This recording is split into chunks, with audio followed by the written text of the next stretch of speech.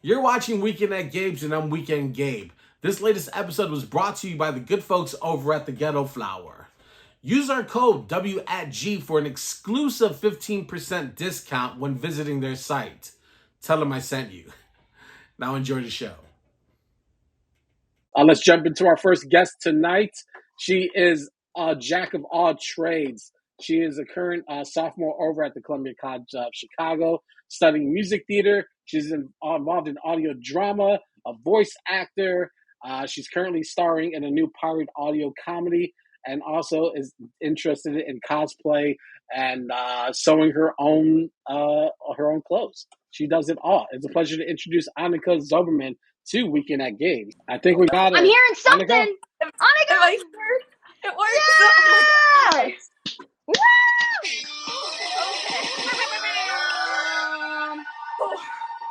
Oh, I think so we, nice I think we to just did the whole. hear you now. I think we just did the whole interview without you, by the way. Great. All right. Thanks for joining us. Thanks for being patient and still working to join us. We appreciate it. We were just basking in your multitude of talent, from voiceover to design to creation, and your musical and being a theater actress and all this. So take us back to when was the starting point of when you found a talent or a skill in all these different areas and these different mediums. Honestly, I don't even know the first time I started anything. I've just been like singing and dancing and acting my entire life. I was on a dance team when I was like really, really little, like way too young to be on a dance team. Moved around a lot, so that didn't last long. But I've always just liked doing stuff. And the main reason I chose to be an actor is because I couldn't decide what I wanted to be. So I was like, hey, if I'm an actor and I get a job doing literally anything performance-wise, I have to do research on a character and like, hey, this one's an engineer, so I can actually learn engineering stuff. And I just want to do everything. Yeah. Where's home for you, by the way? Home is right now Portland, Oregon, but I've lived in Oregon, Washington State, California. My family packed up and moved into a motorhome for 7 months and just drove around the country. They're thinking about moving again. I'm in Chicago right now for college. I'm going to be in Florida in the fall. So it's all over the place. Yeah. Well, Karen, I know you got. Yeah, oh my gosh. Like I can totally relate to the like wanting to do a million things and like it's very much like Barbie vibes. I don't know if you were a Barbie fan as a kid, but like I loved watching all of the Barbie movies and there was just seeing her in all these different elements. It's so much fun. And yeah, like I honestly like I learned some stuff about you. We've known each other for over a year now, and like I had no idea that like the makeup. I knew a bit of the costuming and stuff, and like the music and stuff. But there's just so much you're doing, and I like being like a jack of all trades, as we've called you. I'm like you're doing like photography, all this stuff, like so much stuff like in storytelling and everything. I'm just like, what is your favorite medium? Because you're like literally doing everything. Like you're doing videos, you're doing music, you're doing photography. Like what is your favorite go-to medium? That is such a good question. I don't think I have an answer for it. I always call it like my one woman production. Like I need to be able to do everything in order to put on a full scale production by myself. Like I need to direct, I need to do the marketing, the design, everything. That's the best answer I have, honestly. Yeah, that makes sense. What was some of the things that you were watching in your trailer home traveling? Like, how were you able to keep up with like theater, or like what was some of the things that were I hate to use the word inspired, but what was generating some of the thoughts or giving or providing the skills for you to advance your own skill set? Honestly, I was so young. I think I was like 5 when we went on that road trip. So I wasn't really like actively doing much yet. I was just a kid kind of chilling and being dragged around the country by her parents. But there were definitely moments that were like you kind of sparked that little bit in me where I'm like, yeah, this is what I want to do. Like we went to Colonial Williamsburg, but they dress up the kids in like little costumes. Like they give you a little white dress and a ribbon and a little bonnet or whatever. That's like the only thing I remember from that trip. There are very few memories, and that is the day I remember because I'm like, I got to have fun. I got to pretend I was like just like a little colonial kid who just came to the States, like the colonies. Yeah. Well, what was your first breakout role? I was looking on your Instagram and I saw that back, this is maybe about 2.5 years ago, you were starring in Much Ado About Nothing, and that was sort of your big role. To talk about like what that experience is like as far as like, setting yourself to get to that next level. Yeah, it was my high school senior fall show, so kind of default that a lot of the seniors will get bigger roles, but it was definitely my first like time that I was given a role that I really felt I could just like really punch and make my own, and it has become like definitely my favorite role to this day. I have so many good memories. My theater director in high school was just too good for us. I love him so much. So About to Do About Nothing, if you're unfamiliar, there's a character called Hero who's very, very demure. She's basically oh my gosh, I just saw this guy. He's really cute. I'm in love. And then she gets like fake, like they set up a whole thing. So she's like, oh no, it looks like I was unfaithful. She gets left at the wedding and then she just ends up marrying the guy again at the end. Where the main girl character, Beatrice, is kind of doing all the feminism Shakespeare comedy stuff. But my director and I were kind of like, you know what, let's just make her more of a main character than she is. So like we gave her a backbone, we gave her agency of her own, all within staying in that original Shakespeare script.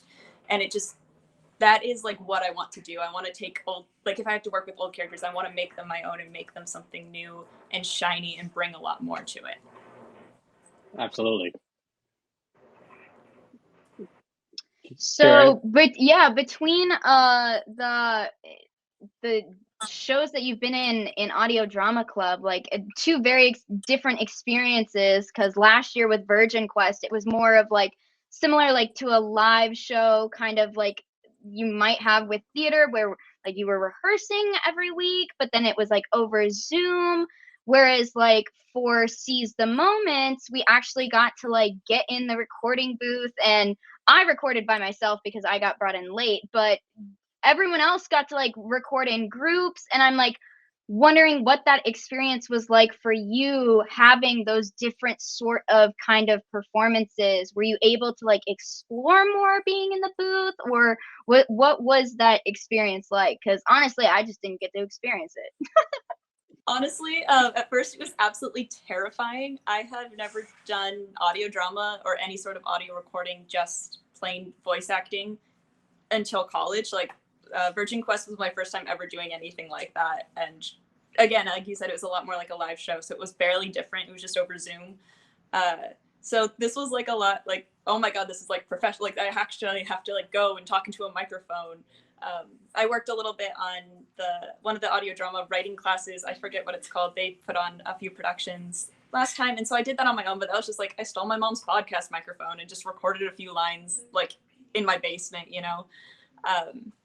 so it was very interesting, like getting to go to someone's house and like they had a whole studio set up, and I got to work off of other people, but also like you're just doing the same lines over and over into a microphone. And it's just a very, very different experience, I guess. But it was super, super fun. It was definitely something that like a day that will go down in the record books if I don't get to do it again anytime soon. What was it? What was your reaction when you heard like the final? Because we finally like were able to publish it this past weekend, and we've been working on this, or at least I've been working on this for over a year back on the writing team back in spring semester of last year. And so it's been like this whole kind of full circle thing. What was that like, hearing your voice in this like produced thing, and like hearing conversations between you and I as if we were actually in the room together, but we weren't? God, it was so weird. That whole experience is just weird to me. Like even just seeing like a video of like a actual performed piece, like it's just like that's me doing the thing. Why am I getting to do the thing with these really cool people? Like why does it sound good? Why does it seem professional? It's also really wild because how this show was written was kind of like in two episodic chunks. So there's like plotline A and plotline B. So I had no idea what was going on this side of the story. So the whole first chunk, I'm listening to it and I'm like, I have no idea what's going on. This is great. Like, it's a whole new story I get to experience. And there's even a lot of parts that I didn't really hear when we were recording, even in our groups, because, you know, that person wasn't there. So we skipped a few lines, or, you know, just how it worked out. And so it's always fun to just get to hear the whole story and be like, oh, that's what that meant. Like, I get to see how everything connects and works together. And it's also just fun to hear all your friends doing weird voices. I will say that's a huge plus. Awesome. So true, so true. Like you're also a strong writer. You just recently won an award maybe a year and a half ago for Townsville, a Town of Heroes, which is a short. I think it was a short script about a group of high schoolers with superpowers. Talk about winning that award and that also giving you the confidence to begin to write your own storylines for yourself or maybe in the future. Yeah, honestly, I completely forgot I won that until you brought it up. I was like, what are you talking about? Yeah, it's a play that I wrote, a short play, and basically it was my attempt at a comedy that I wrote on a plane on the way home from Disney World, I believe, like really late at night. It was just, I threw it on the paper and submitted it. I do not remember writing it. Like, it was like a fever dream. But it was really fun getting to win. It was through Playwrights Aloud, I believe was the name of it, and how it worked.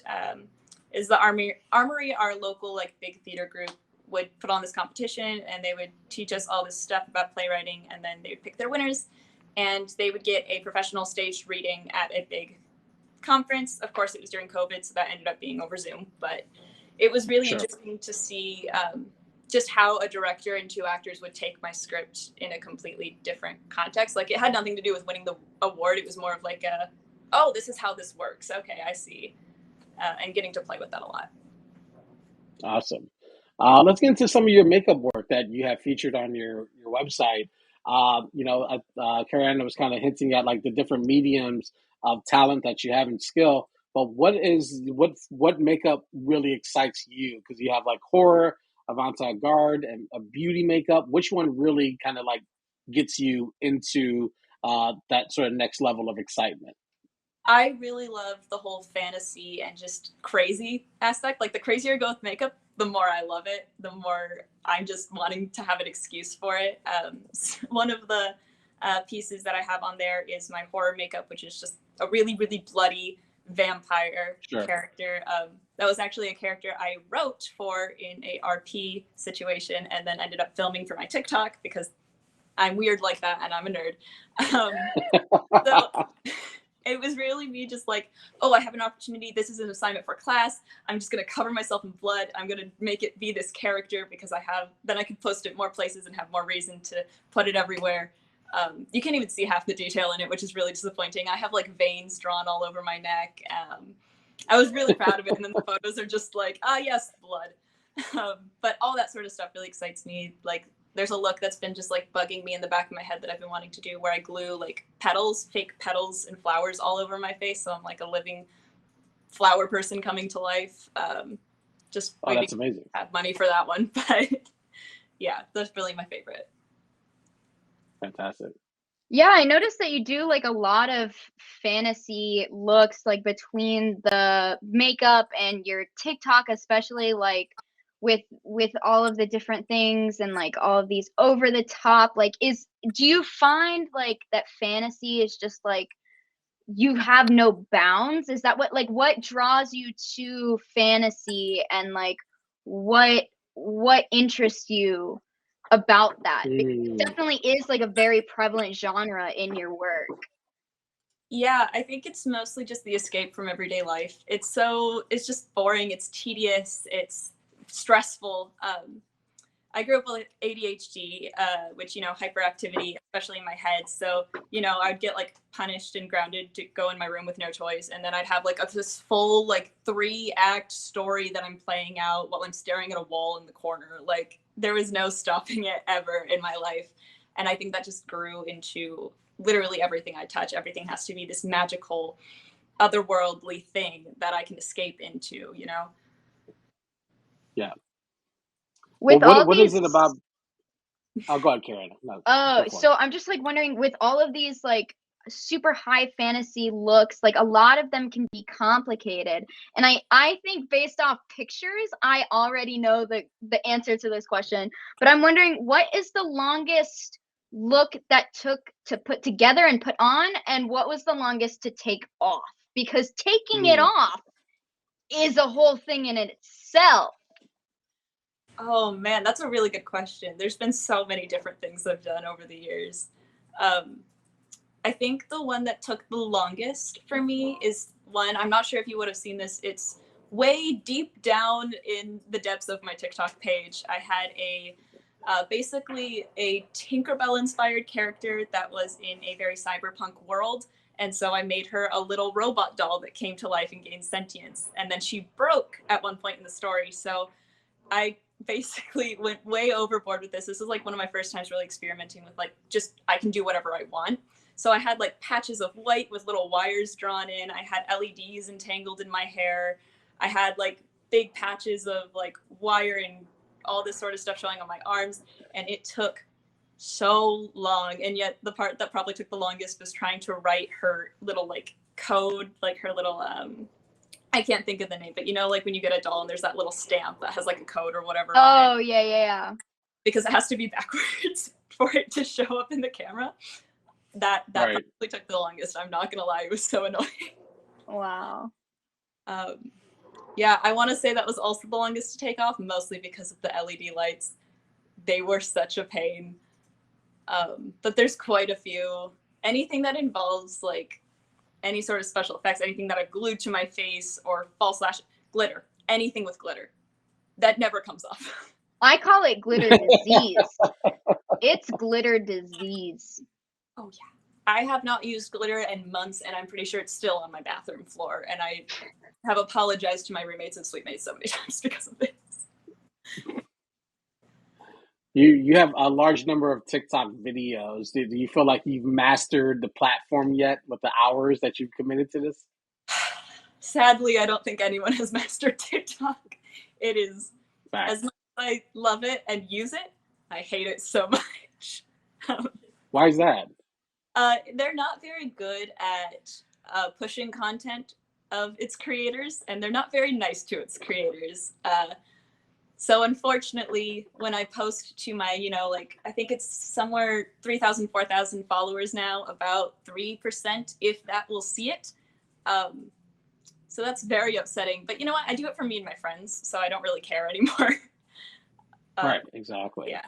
But cinematic-wise, I have definitely improved a lot. Like, you don't need to go that far back. No one needs to go that far back in my TikTok. Please do not, because it's embarrassing. But there's a Well, now I want to see the Tinkerbell thing, man. That's oh man, that's not even insane. that far back. There's worse. There's much worse down there. But yeah, it went from me filming with my bedroom light in front of my closet because it was a pretty curtain, and now the most recent, I've had like full sets going on. I have actual lighting. I brought my ring light and my LEDs with me. But yeah, it's definitely improved a lot. So I'd like to say I have accomplished it as much as I could. Fantastic. All right. Before we get you out of here, what is coming to Chicago, going to my alma mater, ColumbiaCon Chicago? What has been your favorite experience so far? Oh God, that's a really good question. I do really like the Audio Drama Club. I met a lot of friends there. They're very important to me, and I love them. Again, it was something I never tried before. A friend just suggested I try it, and then I stayed for the people, honestly. Like, it's really fun. I love it, and I like learning about it, but I stayed for the people because they're just really cool. And I think that goes for a lot of Columbia College, Chicago. I don't talk to a lot of people, but the people I do are pretty great.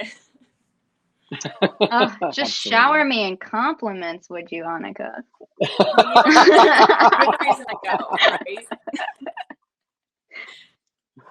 Well, if you want to see any of Annika's work, you can head over to Instagram. It's Annika _zom. Is that correct? Yes. There you go. And you can find tons of her work, and her TikTok is also equally fascinating and everlasting. You can't scroll to the bottom because there is no bottom. It just keeps going and going. There's a lot. I tried to get to the bottom. There was no end. Annika, thank you so much for joining us, and also thank you for your patience and getting the tech stuff worked out. We do appreciate you joining us here on Weekend at Gabe's.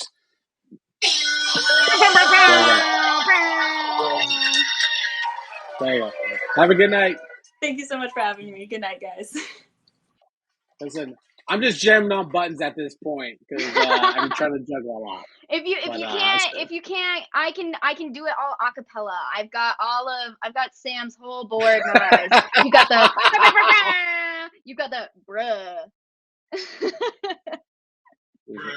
There you go. Bruh. That's my favorite one. Bruh. But shout out to Annika, man. She's fantastic. I really enjoyed looking at her work, and her future is incredibly bright. Thank you for watching the latest episode of Weekend at Games on YouTube, brought to you by the Ghetto Flower. Make sure to also click on the links in the description for more information to our guests and access to exclusive new music from the Ghetto Flower and so much more. Make sure to also like and subscribe to the show, and also continue to share, support, and show love by clicking on any of the links surrounding my head. Thanks for watching.